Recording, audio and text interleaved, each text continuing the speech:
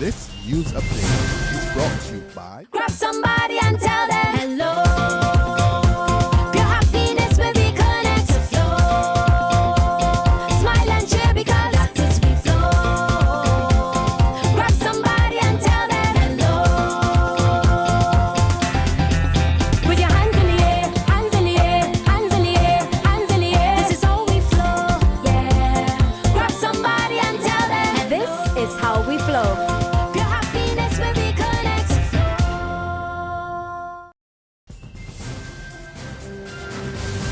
This is the Barbados Today morning news update for Monday, July 27th. Thank you for joining us. I am Mary-Claire Williams. Economic advisor to the opposition Barbados Labour Party, Dr. Clyde Mascoll, is adding his voice to the ongoing row between Finance Minister Chris Sinclair and opposition leader Mia Mottley over government's servicing of a multi-million-dollar loan from Credit Suisse.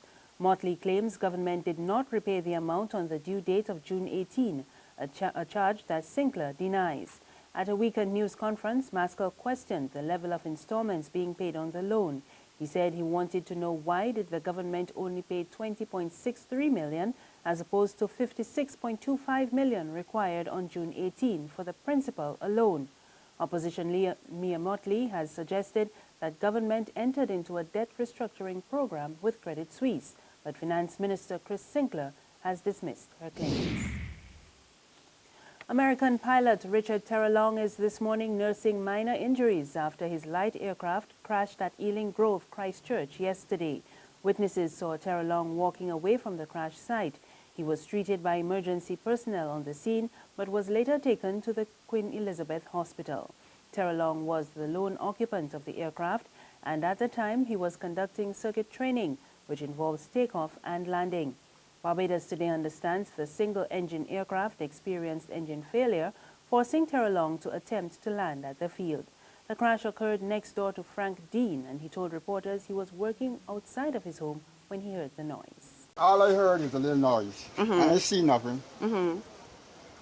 But I was too busy. I heard, there's some plywood behind here. I thought the wind, because the wind is blowing really heavy here, And I thought that the wind blew over a piece of plywood. So I said, let's look at that later.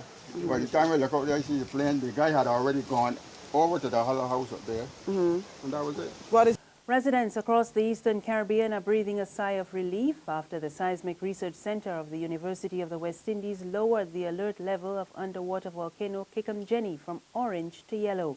According to a statement from the center issued yesterday, no activity was recorded since 6 o'clock Saturday evening. On Saturday, a team including volcanologists from the SRC, Dr. Frederick Dondin, and Grenada's National Disaster Coordinator flew over the area by helicopter. Dr. Dondin said afterwards there was nothing unusual in the area. Combermere School gets the all-clear to reopen. It comes from the National Institute for Occupational Safety and Health of the Centers for Disease Control and Prevention in the U.S., following a thorough evaluation of the Waterford School. The two-member team spent 2.5 days evaluating the indoor environmental quality at the institution and presented an informal report to the Ministries of Health and Education. They said there is no reason why the building cannot be reoccupied, but they highlighted the need for ongoing maintenance issues to be addressed, including some which the observers said were long-standing. President of the Clement Payne movement, David Commission, wants the National Day of Significance, July 26, to be given more recognition than Memorial Day in Barbados. Commission was speaking at Golden Square, the city, at the National Commemoration Ceremony observing the Day of Significance in the lives of Barbadians. It pays tribute to the struggles of national hero Clement Payne, who was deported from Barbados on July 26, 78 years ago. Commission appealed to the Minister of Culture, Stephen Lashley, to give the day greater prominence, as he says the struggles of Clement Payne led to many progressive changes on the island. But yes, Minister Lashley, we would appreciate if government could do more, and if we could really make the celebration of this day truly a national event that is imbued with the same importance and dignity as Memorial Day, when we celebrate those who died in the First and Second World Wars. these men and women who made the ultimate sacrifice for us in 1937, these men and women who set about to create the new emancipation after our liberation process had been stalled for 100 years, these men and women deserve our undying respect and recognition. It is because of them that the Barbados Workers' Union and the National Union of Public Workers and the Barbados Union of Teachers and the Barbados Secondary Teachers Union exist today. It is because of them that the Democratic Labour Party and the Barbados Labour Party exist today. It is because of them that a Labour Department and Labour officers and Labour commissioners, it is because of them that newer secondary schools were built and women were given the vote, and every man, an adult man and woman was given the vote. On to sports, Barbados Tridents gave up their CPL crown last night after they were beaten by Trinidad and Tobago Red Steel in the finals of the Hero Caribbean Premier League. Red Steel scored 178 for 6 in front of a home crowd at the Queen's Park Oval. The score included half-centuries from Cameron Akmal and Cameron Delport.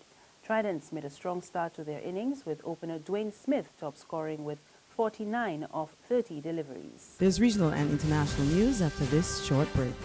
CBC is bringing Crop Over your way. Enjoy the color, the sights, and the sounds of the Barbados Crop Over Festival. Simply log on to www.barbadostoday.bb and book your favorite event. For just $25 or 51 Barbados dollars each, you can watch Soco Royale or Piccadilly Crop finals. And for just $10 or 21 Barbados dollars, overseas viewers can watch Grand Kadooment. Be in the festival. Log on to www.barbadostoday.bb and book now. With CBC and Barbados Today, Crop Over is only a click away. Secure your future, be financially strong. Since 1983, we have been there for you. A smart range of products, great tax benefits.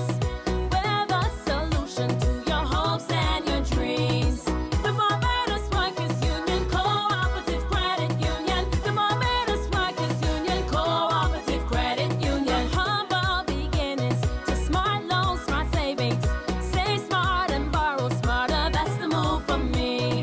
Stability, prosperity, we're the solution to your hopes and your dreams. The Barbados Workers Union Cooperative Credit Union. The Barbados Workers Union Cooperative Credit Union. Got it in my hand, yeah. My Barbados, my bank. Got to understand, yeah. My Barbados, my bank.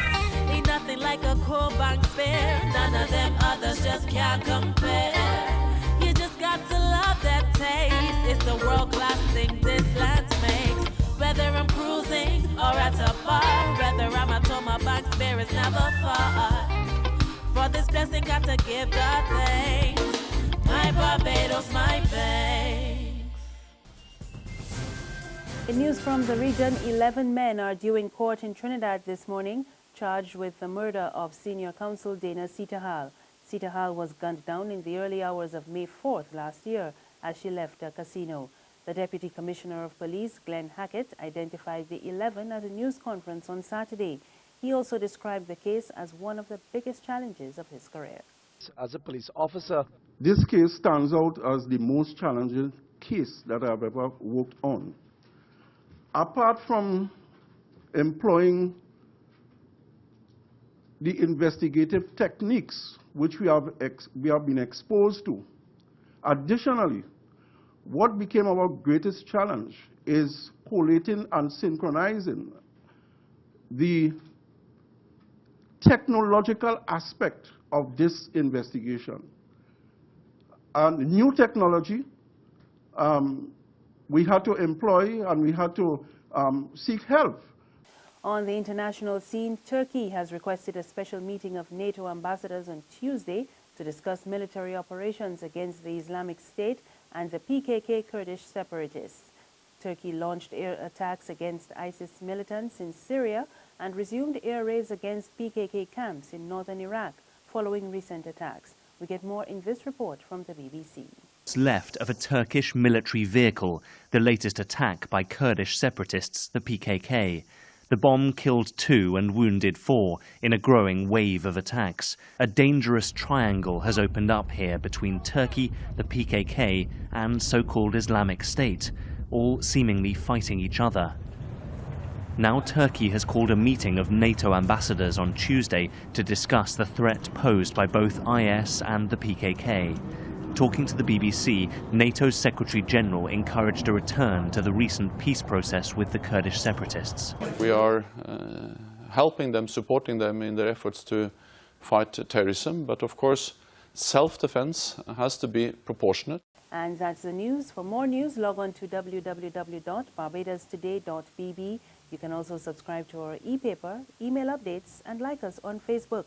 You can catch us on Izumi Media in bus terminals or Screenplay at supermarkets and gas stations near you.